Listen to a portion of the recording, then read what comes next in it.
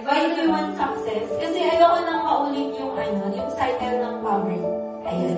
And, syempre nandito tayo na nabukasan yung isip ko about outreach and gusto ko siyang ipagpatuloy. Until the rest of my life. Yan. Oh! Gusto ko siya.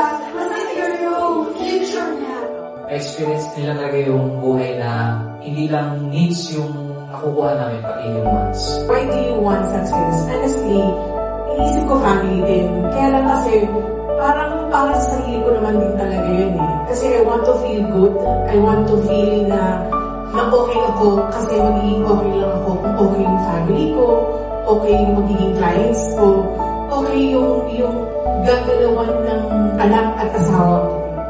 Gusto ko ibigay sa kanila yung future na hindi ko naranasan kailanman. Gusto ko na maging mentor na hindi ko na din titipidin yung pagtulong sa iba.